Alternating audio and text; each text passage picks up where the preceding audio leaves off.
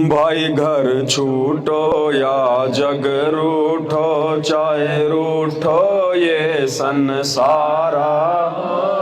कौन सुने मेरी काल नगर में, जय गुरु रूठ गया मारा हो, गुरु रूठ गया मारा।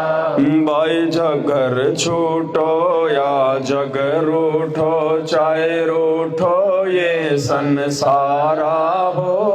कौन सुने मेरी काल नगर में, जय गुरु रूठ गया मारा हो, गुरु रूठ गया मारा। अब सबसे पहला नियम क्या है परमात्मा का? भाई मांस मदिरा सुल्फा गांजा ना गुटका बीड़ी पीना हो। मांस मदिरा गांजा ना गुटका बीड़ी पीना हो। महापाप इनको छूने का, ये प्रथम वचन निभाना हो, प्रथम वचन निभाना हो। भाई मांस मदिरा सुल्फा गांजा ना गुटका बीड़ी पीना हो। मांस मदिरा सुल्फा गांजा ना गुटका बीड़ी पीना हो।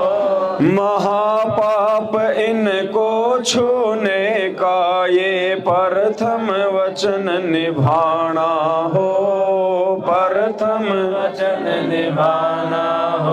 भाई घर छूटो या जग रूठो, चाहे रूठो ये संसारा हो। कौन सुने मेरी काल नगर में, जय गुरु रूठ गया मारा हो, गुरु रूठ गया मारा हो। यानी जो भी व्यक्ति परमपिता परमेश्वर सतगुरु रामपाल जी भगवान के ज्ञान को अच्छे से सुनकर समझकर जो उनसे जुड़ना चाहता है, नाम दीक्षा लेना चाहता है या संकल्प दीक्षा लेना चाहता है, तो उनके लिए कुछ नियम है। इन नियमों को फॉलो किए बिना, इनको निभाए बिना परमात्मा की तरफ से किसी भी प्रकार का कोई भी आध्यात्मिक लाभ नहीं मिलेगा। इसलिए जब तक आपको लगता है कि हम ये मर्यादा नहीं निभा सकते, हम इन चीजों को अभी अपने ऊपर लागू नहीं कर सकते, तब तक वो और सत्संग सुने, गहनता से समझें। और जब सार समझ में आ जाए कि ये मनुष्य देह क्यों मिली है, ये मनुष्य जन्म क्यों मिला है, जानवरों की तरह, पशु पक्षियों की तरह खाया पिया लैट्रिन करके आ गया, बच्चे पाले पोसे, सारा दिन बैल और गधे की तरह काम धंधे में लगा रहा, फिर वो पैसा भात छूचक लेन देन शादी वादी तेरा मेरी में खर्च कर दिए, अंत में मर गया। तो फिर जानवर में और इंसान में क्या अंतर? फिर जब वही काम जानवर करके मर गया, वही काम इंसान करके मर गया। तो परमात्मा के ज्ञान को हम पहले से अच्छे से समझें, जल्दबाजी ना करें बिल्कुल भी, क्योंकि एक दफा यदि हम नाम दीक्षा ले लेते हैं, सतगुरु रामपाल जी भगवान से जुड़ जाते हैं, और उसके बाद अगर मर्यादाओं को तोड़ देते हैं लोक लाज में आकर, किसी के दबाव में आकर, तो परमात्मा फिर नाराज होता है, दुखी होता है। और नाराज परमात्मा को मनाना फिर जीव के बस की बात नहीं है, फिर वो परमात्मा ही कभी दया बख्शे तो बख्शे। इसलिए ये मार्ग वो मार्ग है जो सारी दुनिया से अलग है। इसलिए बहुत सोच समझ कर क्योंकि डॉक्टर के पास गए ऑपरेशन करवाने, डॉक्टर ने ऑपरेशन कर दिया, टाँके लगा दिए। अब अगर हम डॉक्टर का कोई नियम तोड़ेंगे, उसका कोई परहेज तोड़ेंगे, उल्टा सीधा खाएंगे, तो हमारा ऑपरेशन तो सफल होगा नहीं। अब ऑपरेशन के ऊपर दोबारा ऑपरेशन करवाएंगे तो उसमें दिक्कत आएगी। क्या पता ढंग से टाँके लगे ना लगे, ज्यादा पीड़ा भी होगी। इसलिए बहुत सोच समझकर, परमात्मा कहते हैं जल्दबाजी नहीं करनी चाहिए, पहले अच्छे से ज्ञान समझो, 1 महीना 2 महीना 6 महीने जल्दबाजी मत करो। जल्दी का काम शैतान का होता है।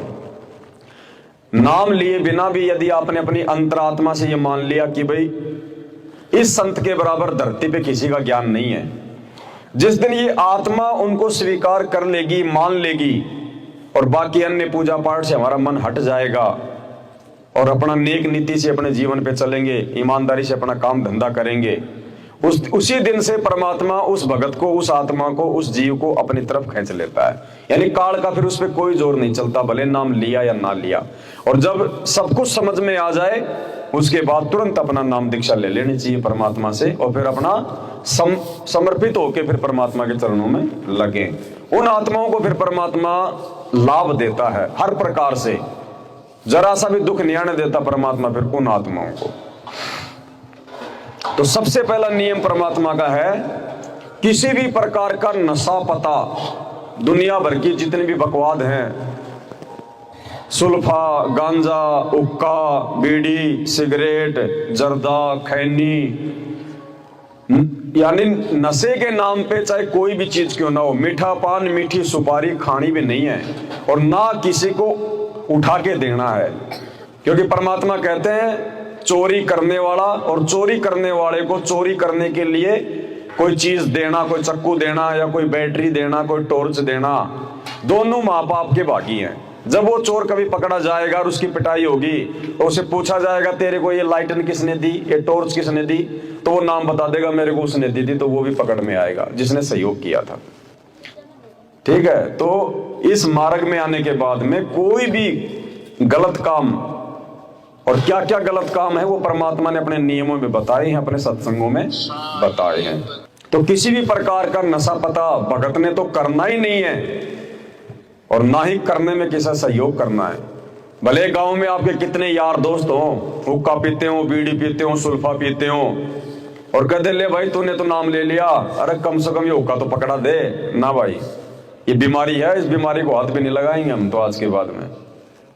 इतना सावधान होना पड़ेगा, हमने सहयोग भी नहीं करना उस चीज को, नहीं तो बराबर के पापी बनेंगे। देखो इसीलिए तो ज्ञान समझने के लिए कहते हैं परमात्मा के पहले ज्ञान समझ लो। ये यारी, दोस्ती, रिश्तेदारी ये भक्ति मार्ग में नहीं चलती। ये यार, दोस्त, रिश्तेदार ये केवल इसी जन्म के साथी हैं, और वो भी हमारे स्वार्थ के साथी हैं। मुसीबत में कोई काम को नहीं, ना यार, ना दोस्त, ना रिश्तेदार। अगर कोई भक्ति होगी, थोड़ी बहुत दान धर्म किया होगा, तो परमात्मा ही साथ देगा, चाहे वो किसी के माध्यम से हमारी मदद करवाए। ये यार, दोस्त, रिश्तेदार हमारे नहीं हो सकते। कल को जब मर जाएंगे ना तो खाली शमशान घाट तक के साथ जाएंगे, उसके बाद तो खुद ने जाना पड़ेगा ऊपर अपने पाप कर्म लेके, खुद का हिसाब खुद ने देना पड़ेगा, यार दोस्त नहीं देंगे। जिनके साथ बैठ के हुक्का पिया करते, बीड़ी पिया करते, दुनिया भर की जो है चुगली चाटी किया करते। इसलिए परमात्मा ज्ञान इसीलिए देते हैं, नहीं तो दो मंत्र हैं परमात्मा, ये भाई ये ले नाम, अपनी भक्ति कर, फिर ज्ञान की क्या जरूरत है। लेकिन ज्ञान भक्ति की नींव है, और जब तक नींव मजबूत नहीं होगी उसके ऊपर मकान नहीं बन सकता। यानी जब तक ज्ञान से हम अंदर से नहीं रंगे जाएंगे तब तक हम भक्ति पे टिक नहीं सकते। कोई भी हमारे को भ्रमित कर देगा उल्टी सीधी बात बोल के, अरे किसका नाम ले लिया, वो जेल में बैठा, तू पागल हो गया यार, तू भी किसके चक्कर में आ गया, ये लो जी, कोई कुछ भी बोल दे। तो इसलिए ज्ञान पहले दिया जाता है कि ज्ञान समझ लो। संत की पहचान उसके ज्ञान से होती है।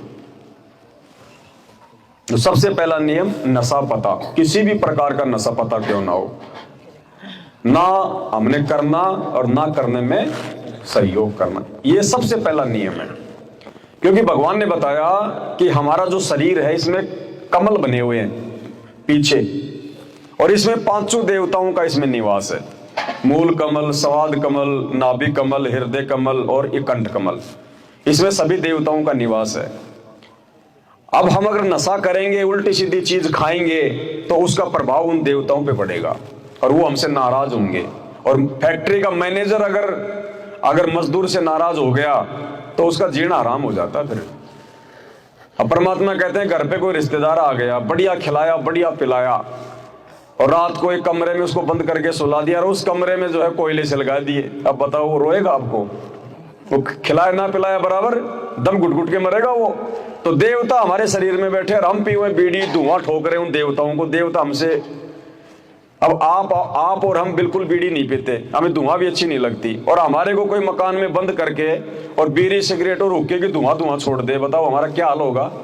तो वो हाल उन देवताओं का होता है शरीर में, वो नाराज होते हैं। इसलिए तो लोग, कोई एक्सीडेंट में मरता है, कोई बीमारी से कोई सड़के मरता है, किसी का पैर कट जाता है, किसी का हाथ कट जाता है, कोई पत्थर के नीचे दब के मर जाता है। क्यों? क्योंकि देवता उनसे नाराज है। और बाहर चाहे उनको कितना भोग लगा लो, कितनी उनकी भक्ति कर लो, कितना उनके मंदिर में जाओ, उससे वो प्रसन्न नहीं होते। क्योंकि हमारे शास्त्रों में बाहरी क्रियाओं से भगवान प्रसन्न होगा कहीं नहीं लिखा हुआ। हमने तो आंतरिक जो है वो क्रियाओं से भगवान को हमने प्रसन्न करना है। तो इस शरीर से भक्ति होगी, इसलिए शरीर को हमने बिल्कुल शुद्ध रखना पड़ेगा, विचारों से भी और खान पान से भी। तो ये सबसे पहला नियम परमात्मा का।